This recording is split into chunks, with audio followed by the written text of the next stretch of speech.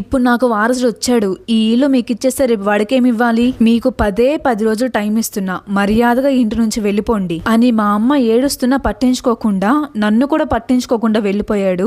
ఆయన వెళ్ళిపోగానే మా అమ్మ మెంటల్ పట్టిన దానిలాగా తల కొట్టుకుంటూ నన్ను బావి దగ్గరికి లాక్కెళ్ళింది. మా ఇంట్లో ఇంత రచ్చ జరుగుతూ ఉండేసరికి అరుపులకి ఇంటి చుట్టుపక్కన వాళ్ళంతా ఇంటి దగ్గరలో నుంచొని చూస్తున్నారు. అయితే నన్ను మా అమ్మ బావి దగ్గరికి లాక్కెళ్ళడం చూసి ఇది ఏం చేసిద్దో ఏమో ఆ పిల్లని అని కంగారుగా మా ఇంటి పక్కన అంటే మా ఇంట్లోకి పరిగెత్తుకుంటూ వచ్చింది. అప్పటికే మా అమ్మ నన్ను ఎత్తుకొని బావిలో పడేద్దామని బావిలోకి చూస్తుంది ఏడుస్తూ. నేనేమో గిలగిల కొట్టుకొని ఏడుస్తున్నా. ఇంకా ఆంటీ మా అమ్మని వెనక నుంచి లాగి నన్ను ఎత్తుకొని పిచ్చి పట్టిందా ఏంటి అని మా అమ్మని కొట్టింది. ఇంకా లోపలికి తీసుకొచ్చి మా అమ్మకి నచ్చ చెప్పి ఆ రోజు రాత్రే 2 జతల బట్టలు ఒక సూట్ కేసులో పెట్టి ఆ ఆంటీ తన హస్బెండే మా అమ్మమ్మ వాళ్ళ ఊరికి తీసుకెళ్లి సేఫ్ గా ఇంటికి తీసుకెళ్లి విడిచిపెట్టారు.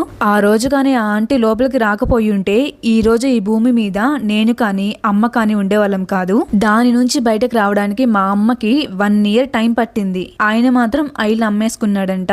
మా అమ్మ మీద ఎలాగో ప్రేమ లేదు, అట్లీస్ట్ నా మీద కూడా ప్రేమ లేకుండా నన్ను కూడా వదిలేశాడు. అలాంటి ఆయన్ని నాన్న అని పిలవాలంటేనే నాకు అసహ్యం వేస్తుంది. అందరూ మా అమ్మని ఎలా చూసేవాళ్ళంటే మా అమ్మ ఏదో తప్పు చేసినట్లు, మా అమ్మే ఫస్ట్ వైఫ్ అయినా కూడా మా అమ్మ ఏదో సెకండ్ భార్యగా వెళ్ళినట్లు అలా చూసేవాళ్ళు.